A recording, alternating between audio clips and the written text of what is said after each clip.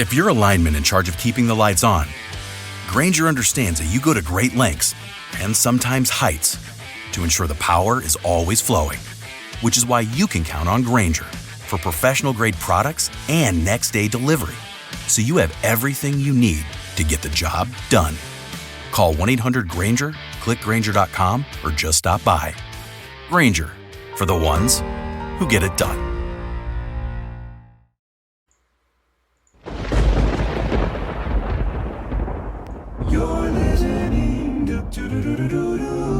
You're listening to Pilgrims Grey Chronicles, top 3 stories of the week. The world's gone strange, but we love a good peek. From shadows deep to the global stage, we bring the truth from age to age. With harmony bold and a skeptical tone, we dig up the news they don't want known. So stoke the fire and have a seat. This week's top 3 can't be beat. Pilgrims Grey Chronicles. Well, welcome back, fellow travelers. Robert Clark, Pilgrims Grey Chronicles. And tonight, we take our post once again on the Watchtower in the ruins under the stars, because something is happening and it's not random. They try to make it look random, but it's not random.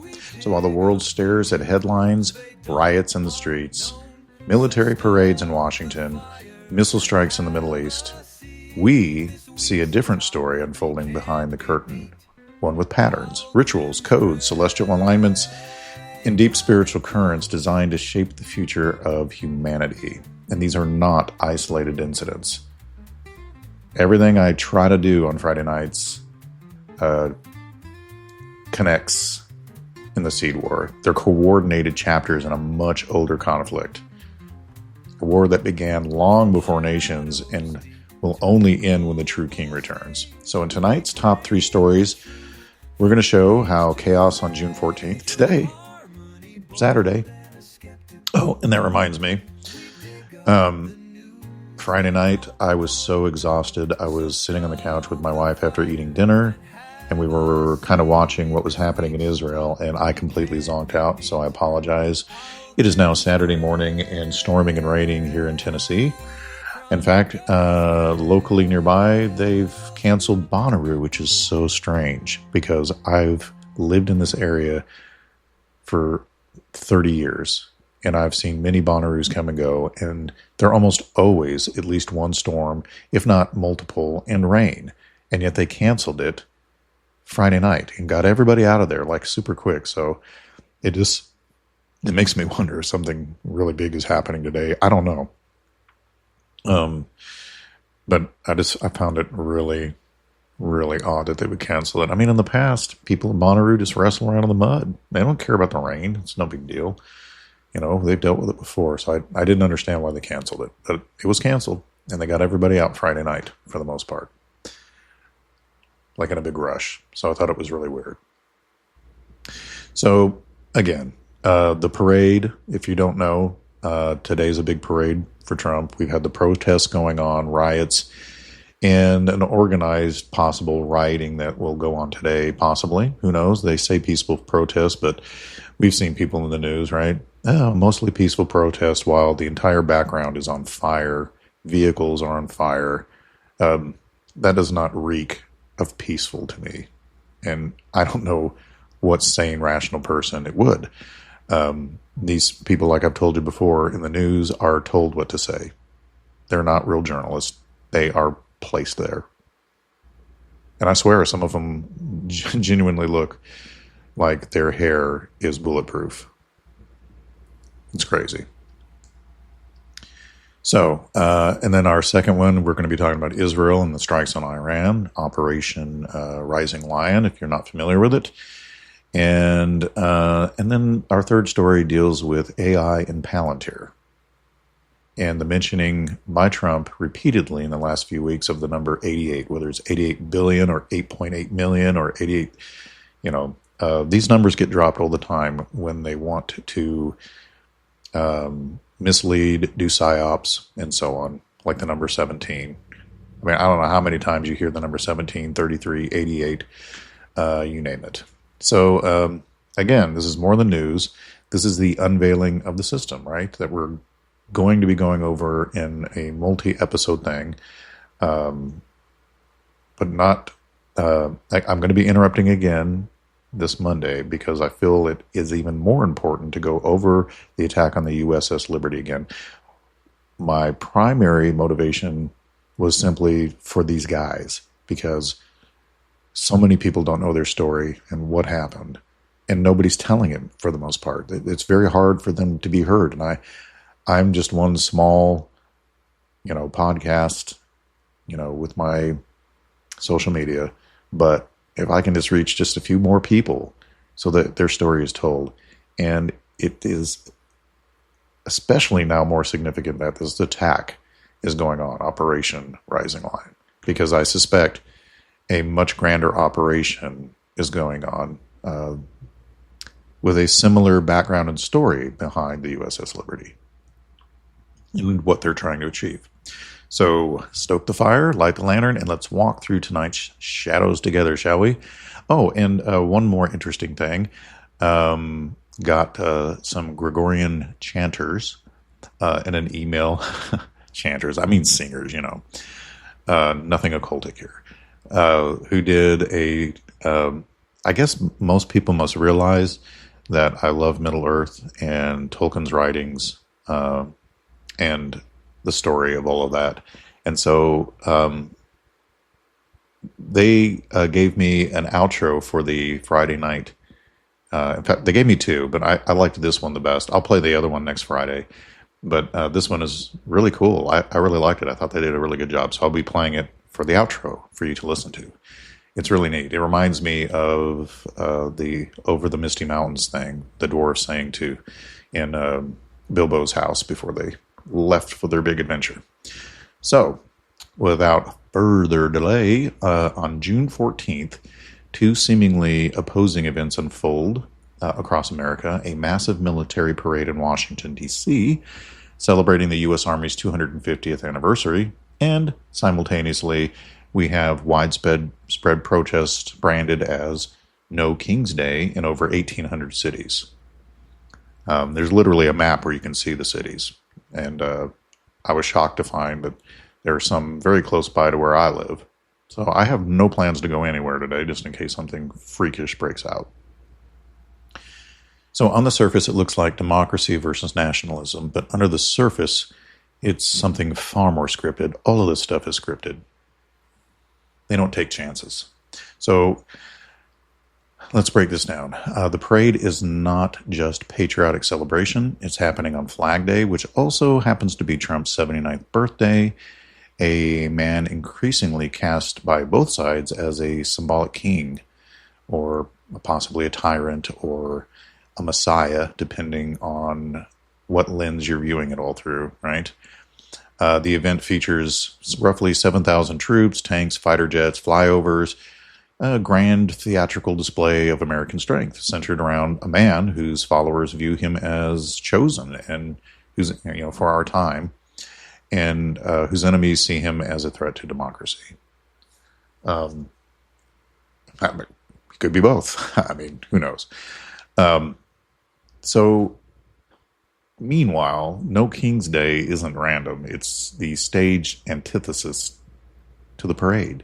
A mass civil protest aimed at authoritarianism, ICE raids, border policy, and Trumpism itself.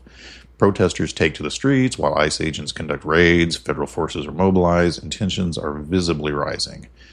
And this is the Hegelian dialect in full swing that I talk about all the time. The black and white checkerboard that I can't stand, which is one more reason why this podcast in our band has the name that it does. I want no part of it. And that's why I walk this earth as a pilgrim gray and observe and try to be a good steward of it. So The thesis here is that the glorified ritualized parade, exalting centralized power, the antithesis, the protest and unrest, rejecting that power, and then the synthesis is the inevitable solution, which will be increased control, digital surveillance, justified crackdowns, and national emergency optics. And then we have interesting things going on in the sky at this time. Do you remember our episode that we did about the sky clock and all of that? The Maseroth. We did 3 different episodes. Oddly enough, episode 1 and episode 3 only had a few hundred views, but for some reason, the second episode caught fire and it has 42,000 views. I don't understand it. I probably will never understand algorithms. Anyway, so at the same time this is going on, Mars is rising in Leo. Do you remember all the decans we referenced and planets and so on? And it's moving towards a conjunction with Regulus, the king star, on June 16th to the 17th. So these alignments have long been used by occult elites anyway to time major public rituals because they believe mimicking divine order gives their cause supernatural weight. And maybe they're right. I don't know. I do know there is something to, biblically, the Maseroth. And it's important. And we should also be paying attention, but not distorting or corrupting it and following after stupid zodiac signs and so on. It wasn't meant for that. In this case, the military parade is a ritual declaration of kingship. The protests, a ritual rejection. The chaos, a controlled burn. And we get order out of chaos, right? That's what they love. They love to create the problem, the destruction, the fear, the anxiety, the confusion, chaos. And out of that chaos, they appear, and they're all the same. It doesn't matter what side, you can call them black hats, white hats, they all work together to achieve this. They create the problem together.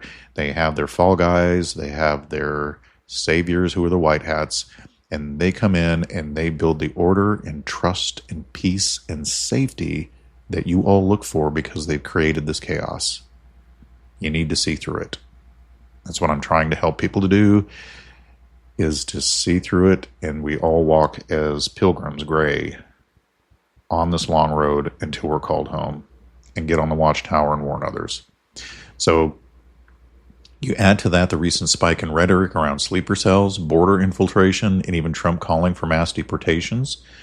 And it creates the perfect storm. Public unrest, celestial symbolism, national fear, setting the stage for a new synthesis of law and order through force. And it's not just political posturing, it's ritualized governance. You know, the parade, the protest, the raids, and even the calendar date are functioning as a modern psychological sacrifice or a ritual of state power to usher in the next chapter of elite control. So you have the black hats move everybody in from various places across the border. Some 20 plus million refugees, and we're all freaked out about it. And they, of course, make sure you're freaked out about it and the whole bit. And then we have the solution, right? Somebody comes and is the hero and the savior to save us all from that and protect us and assure us with peace and safety, even though what it means is you're really becoming a self-imposed slave as they take more and more freedom away.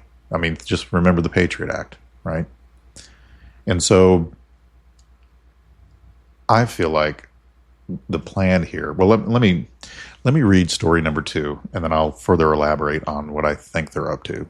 So, Israel strikes Iran. So Israel's recent military strikes against Iran, officially named Operation Rising Lion, may seem like just another geopolitical escalation, but when we examine the timing, the name, and spiritual symbolism, a much deeper pattern emerges.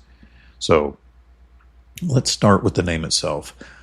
The lion has always held massive symbolic power, biblically, spiritually, and ritually, right? In Scripture, the lion represents kingship, strength, and most importantly, the lion of the tribe of Judah, right? Genesis 49:9, Revelation 5:5.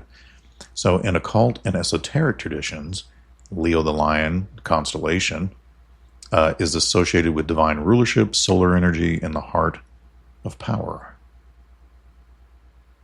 In this case, we're watching a state named Israel invoke the rising lion during a very specific cosmic alignment, which is not likely a coincidence. I wish I had a coincidence jar. So here's what's happening in the heavens. Mars, the planet historically associated with war and aggression, right, entered the constellation Leo in early June.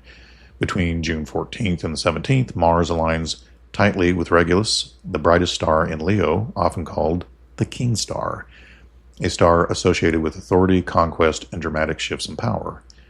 In Vedic astrology, which I don't believe in, but I mention it because it's important, this conjunction forms a dangerous karmic combination known as Angaryag. When Mars aligns with Ketu, the south node, it's believed to trigger volatile, war-driven upheaval and judgment. Now, we may have lost what all of this was about, but I promise you the elites have not. It's significant to them. Just as it was significant to people in the Old Testament. The stars and planets and all of that were given to us as signs for seasons and keeping track of things. Now, when you pair that with earthly events, an Israeli strike called Rising Lion, Leo Rising, right? A U.S. military parade themed around national power and kingship occurring on the same weekend, warnings of Iranian sleeper cells and unvetted immigrants in the U.S. echoing the type of pretext that could be used for false flag escalation, which is what I was going to get into earlier. So the name, the stars, the timing, it all reflects a strategy that is both spiritual and scripted. The Seed War, at its core, has always been about rebellious spiritual forces attempting to mimic divine authority. A counterfeit lion rising up to challenge the true king. And it's not just a geopolitical maneuver, it's ritualized warfare. It's the same pattern as 9/11, the USS Liberty incident, and even ancient manipulations like Babylon's astral religion. The goal is to engineer both belief and action emotionally, spiritually, and nationally. So a scenario that could play out would be something like blaming some of these 20 plus million people because they routinely use keywords like terrorists are here too. And you know what I mean? Does that make sense to you? So they import all these people in here, and then you have these sleeper cells, and they're just waiting for the right time to do something with them. And this could be one of those times where activity goes on that is problematic, and it gets blamed possibly on the Iranians while we're at war, right? You have Israel attacking, and they said their attack is going to take place over several days, right? This operation isn't a one-day thing. It's going to take place over several days, including today. And so what if they activate, and when I say they, I'm talking about all these wretched people who work together, and they do something here, whether it's biological, chemical, riots, fire, whatever the case may be. And that allows us to be able to assist Israel and attack Iran and start some sort of World War III situation going on in that region. And the reason I bring this up, and I know to people who aren't paying attention, it would sound far-fetched, but that's why I'm talking about the USS Liberty on our Monday night show, because that is exactly what they attempted to do back then, is to get the U.S. involved. That was an Israeli attack on our ship that they tried to make it look like the Saudis were doing it with unmarked planes, and you're not even going to believe what all happened with Lyndon B. Johnson leaving those guys out to die. They did nothing. They wanted them dead and drowned so that we could go to war. And if you find that hard to believe, then you can just look up the declassified materials that surround Kennedy and look up Operation Northwoods and see that they had plans. The CIA had plans, and other organizations, NSA, to take down a passenger liner as one of their possible methods, because they come up with multiple scenarios, right?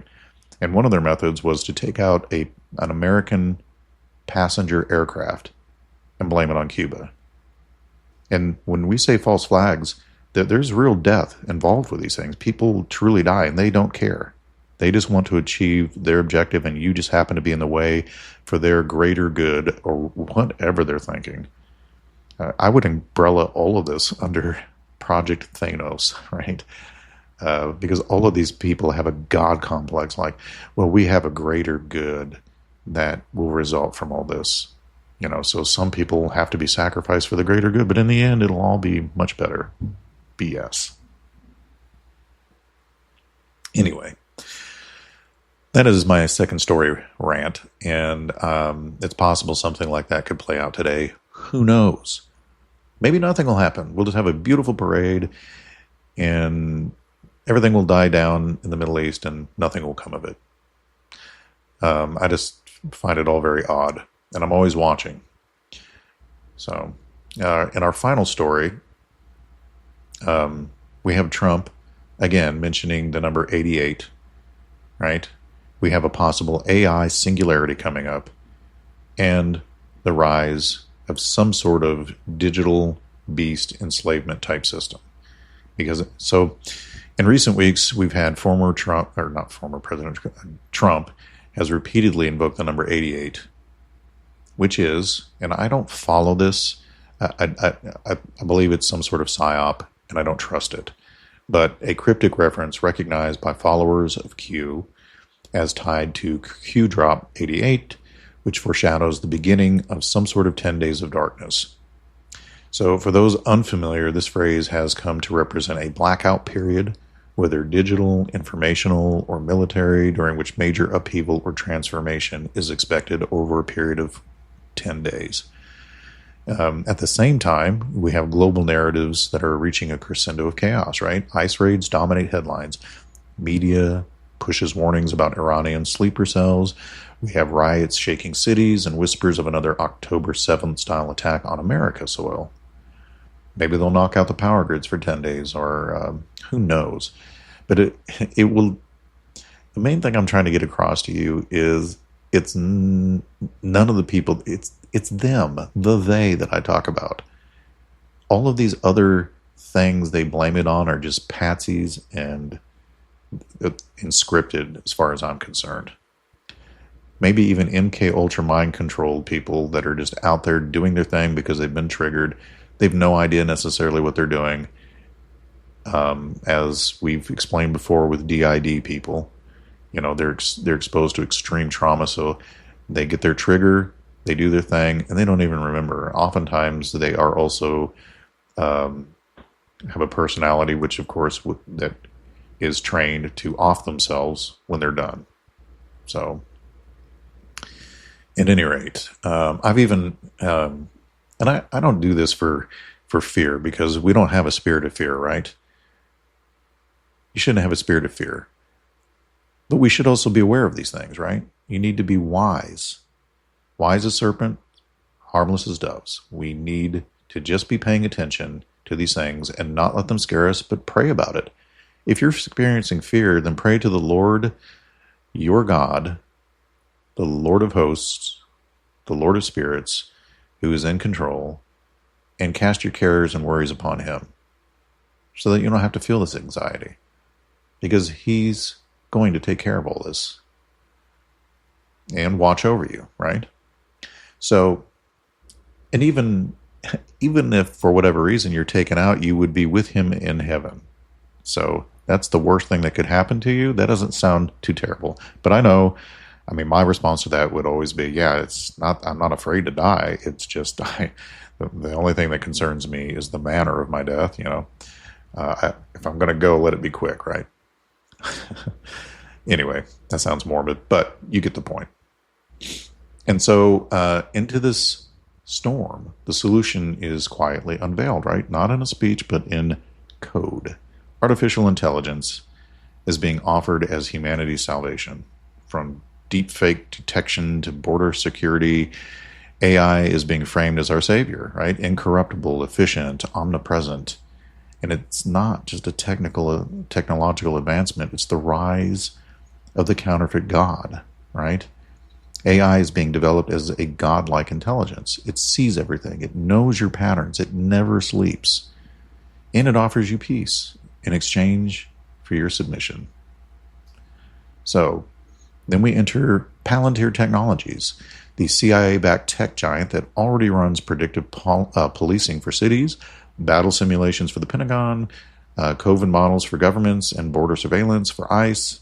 It's no longer coming. It's here. And if it's public, you can guarantee that it's been in operation for a while if it's known publicly.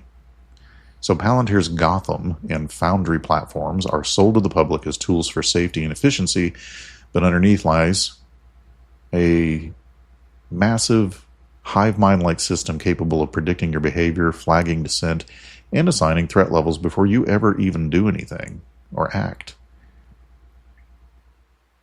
It's the synthesis phase of this Hegelian dialect, right? The problem, chaos in the streets, terrorism, pandemics, wars, rumors of wars. The reaction, fear, confusion, desperation. What do we do? Solution, a digital God who sees all, decides who stays, who goes, who thrives, and who disappears. It wouldn't surprise me to find that this is tested inside of a human being at some point who becomes godlike and is worshipped. Possibly. So the seed war is no longer just spiritual or physical, it's now technological as well. Probably has been for some time. And the ancient watchers once taught forbidden knowledge, now their ideological descendants are building a digital Eden without God, with Palantir as the tree of knowledge and AI as the serpent's mind. And this singularity, this peace and safety moment, is a lie. It's a false light, a synthetic kingdom preparing to declare war on the remnant of God's people. So, what we've seen here isn't just a coincidence, it's choreography. From the parade to the protest, from missiles over Persia to algorithms tracking your every move, we are watching the serpent's old playbook unfold in modern dress. Political theater, celestial ritual, technological seduction, all working in lockstep not to save you, but to reshape you. And that's another thing. They don't want you human anymore. They will combine you with this technology in some way. So the goal is the same as it's always been, right? Replace the image of God with the machine, trade eternal truth for synthetic light, build a tower. This time it's mostly digital that climbs towards the heavens without the Creator's name on it. Because they want this world made in their own image. That's what they did before the flood, and God had to reset it because they changed everything from plant life to animals to humans. And it wasn't good. We know this because humans at that time were described as thinking evil thoughts and doing actions that were evil continually, all the time. So if you've made it this far, I appreciate it. You're not just a listener, you're a fellow watchman, a pilgrim walking the road with us, meeting us at the end. It would be great if we could all sit in an inn together and just eat and discuss these things while listening to music. And a remnant. So what do we do about it? We stay awake, right? We speak truth. We arm ourselves with wisdom and discernment, and we resist not just with defiance, but with faith. The kind that holds the line when the fog closes in. The kind that says, look, our God is able to deliver us, but even if he doesn't, I'm not bowing down and worshiping your stupid golden idol, right? Because I serve the one true God. So because at the heart of this war is a deeper truth, you were born for this moment. Think of that. Not to cower, but to stand, and not to conform, but to carry the fire, and not to follow the counterfeit lion, but to wait for the roar of the true one. So we just need to keep our eyes in the sky, keep your feet on the narrow road, and until the trumpet sounds, we'll be here, lanterns lit, watching, warning, and walking right there with you through the gathering dark. So thank you for joining us tonight on Pilgrims Grey Chronicles. Until next time, stay sharp, stay grounded, and above all, stay faithful. This Monday night will be the USS Liberty being remembered. And let's play out with our favorite Dwarven Gregorian chanters, right? I hope you like it. It'll be cool. Have a good weekend.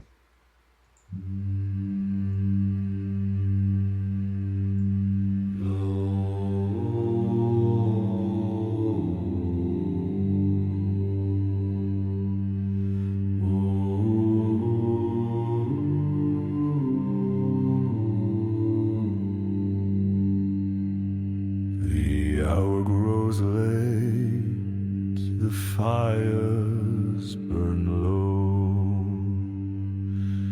the watchmen speak of truce below. 3 tales we cast upon the stone, for those who stand but not alone.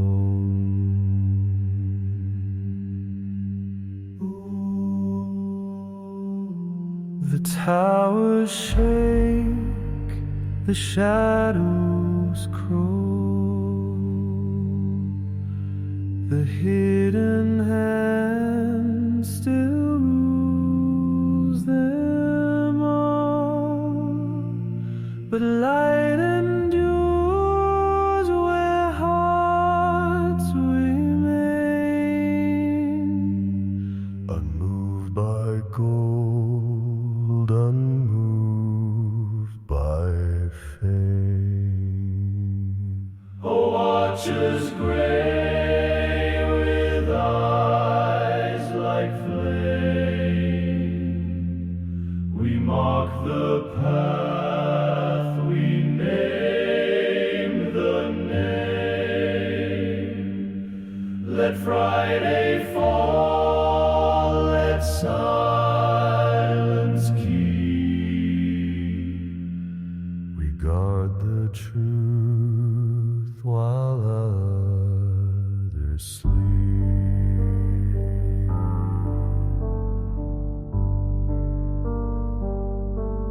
The week is sealed, the scroll is tied,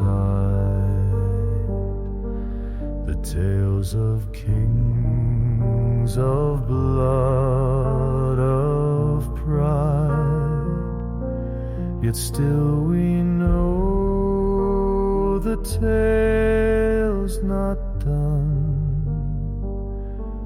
The morning comes, but not the sun. We guard the truth while